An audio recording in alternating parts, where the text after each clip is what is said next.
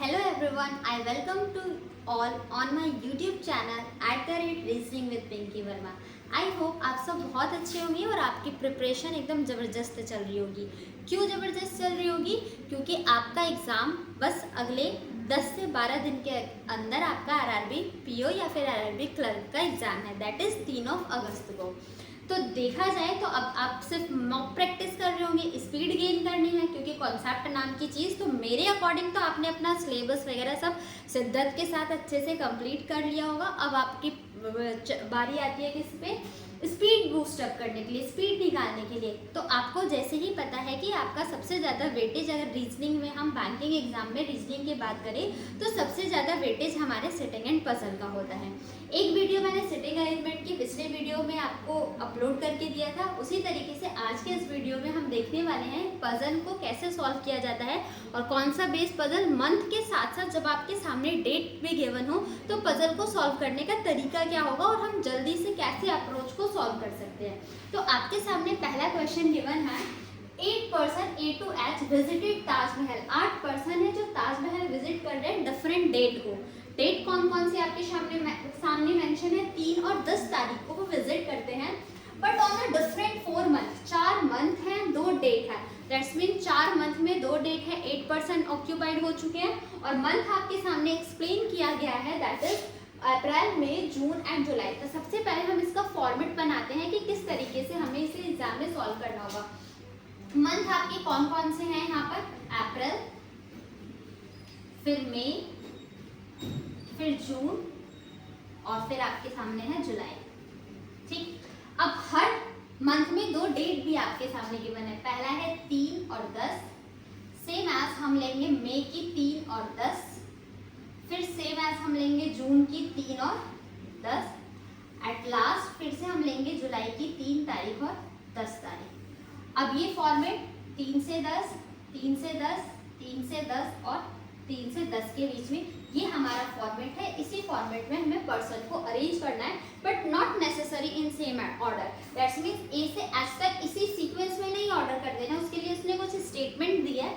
जैसे कि हमारा क्वेश्चन स्टार्ट होता है इस पॉइंट से, कुछ इन्फॉर्मेशन को हमें साइड में स्टोर करना होता है ताकि हम उस स्टेटमेंट को बाद में प्लॉट कर पाए और उस स्टेटमेंट को हमें वापस से रीड ना करना पड़े और हमारा टाइम सेव हो जाए।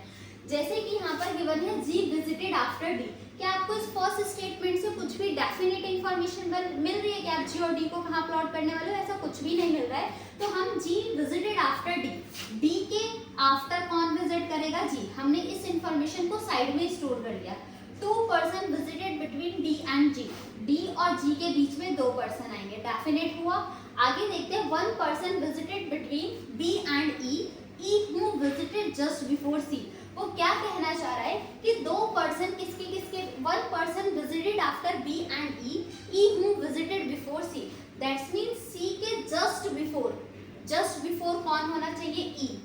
और ई और बी में गैप कितने का है? ई और बी में गैप ये। क्या इस स्टेटमेंट से सिर्फ यही पॉसिबिलिटी बनती है? उसने ये तो बताया ही नहीं है कि बी ऊपर ही होगा, बी नीचे भी तो हो सकता है ना। तो ये तो डेफिनेट है कि सी के इमीडिएट अबव ई होगा, बट ई और बी में ये भी तो हो सकता है ना कि ई और बी में एक का गैप। तो दो पॉसिबिलिटी मिली है इस डायग्राम से। अभी तक हमें क्वेश्चन में डेफिनेट इन्फॉर्मेशन कुछ मिला ही नहीं है जो आप इस डायग्राम में प्लॉट कर पाओ। आगे का स्टेटमेंट पढ़ते हैं, C and G visited on the same date। Side में लिख लो C और G सेम डेट को विजिट करते हैं। ठीक, after that they visited in the month which has even number of days but on odd date। क्या बता रहा है? जो D है वो विजिट करता है इवन नंबर व्हाट डेज, जिस मंथ में, उस मंथ में विजिट करता है जिसमें इवन नंबर ऑफ डेज होते हैं। इवन नंबर ऑफ डेज क्या हो गया? जो आपके सामने मंथ गिवन है, अप्रैल में आपका 30 डेज होता है और जून में आपका 30 डेज होता है, यही तो है even number of days. But मई में तो 31 डेज और जुलाई में भी 31 डेज। तो डी आपका इवन नंबर मंथ वाले डेट में जाता है जिसमें इवन नंबर ऑफ डेज होते हैं, बट कौन सी डेट को? ऑड डेट को। अब आपके सामने 2 डेट गिवन है, 3 और 10। तो अब 3 को तो जाएगा नहीं वो, बट ऑन ऑड डेट 10 को तो जाएगा नहीं क्योंकि इवन हो गया, तो वो 3 तारीख को जाएगा, या तो 3 अप्रैल को डी जाएगा या 3 जून को डी जाएगा। अब यहाँ पर हमारे पास दो पॉसिबिलिटी है, डायरेक्ट हम प्लॉट कर लेते हैं। एक बार हमने सपोज किया डी यहाँ पर जा रहा है और दूसरा हमने सपोज किया क्या डी आपका 3 तारीख को जा रहा है। अब डी से रिलेटेड आपने इंफॉर्मेशन को क्या नोट करा हुआ है, तो इसी को वहां पर प्लॉट कर दो। डी और जी में कितने का गैप है, 2 का गैप। डी 1-2 का गैप जी हो जाएगा, डी 1-2 का गैप जी हो जाएगा। इस पॉइंट को प्लॉट कर दिया। आगे बढ़ते हैं। 3 person visited between A and H. Side में स्टोर करो, ए और एच के बीच में कितने परसेंट का गैप है, 3% का गैप है। और ये अपनी जगह को चेंज कर सकते हैं, टॉप टू बॉटम हो सकता है। ए विजिटेड बिफोर ए। ए जो है ई विजिट करता है किससे पहले, ए से पहले आना चाहिए जहां पर भी ई है। And B and G visited on the different month. ये बता दिया गया बी और जी डिफरेंट मंथ को जानते हैं। अब हम इन सारे पॉइंट्स को कैसे रिलेट करते हैं वो समझते हैं। क्वेश्चन देखने में तो बहुत इजी है, 6 से 5 लाइन का स्टेटमेंट के बना है, बट इसको प्लॉट कैसे करना है, सॉल्व कैसे करना है। जैसे हमने एक ही इंफॉर्मेशन हमारे पास डेफिनेट मिली थी, अब हम जो भी चीज प्लॉट करेंगे वो हम पॉसिबिलिटी को देख के प्लॉट करेंगे। अब देखो इसने ये बोला था सी और जी सेम डेट को है, ठीक, और सी से इमीडिएटली बिफोर ई है। अगर हम सी 10 तारीख को जा रहा है, सी को यहाँ रखे, ई को यहाँ रखे, एक का गैप आपका कौन हो जाएगा, ई। लेकिन ई तो किससे, ए से ऊपर है, तो अभी पॉसिबिलिटी बन रही है इस डायग्राम में। अगर आप सी को यहाँ रखते हो, सी ई, एक का गैप कौन हो जाएगा आपका यहाँ पर, बी। लेकिन ई जो है वो ए के ऊपर ई है, तो अब गैप तो पॉसिबल नहीं है ना।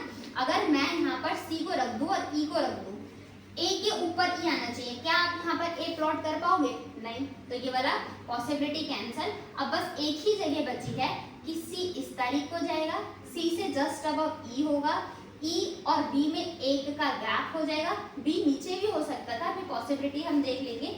एक का गैप हो जाएगा सी और जी के लिए। अब बी ई से ऊपर जो ए ई है वो ए के ऊपर है, तो ए यहाँ भी हो सकता है, अभी ए यहाँ भी हो सकता है। अब मुझे बताओ ए से रिलेटेड पॉइंट क्या था, ए और एच के बीच में कितने परसेंट का गैप है, 3% का गैप है।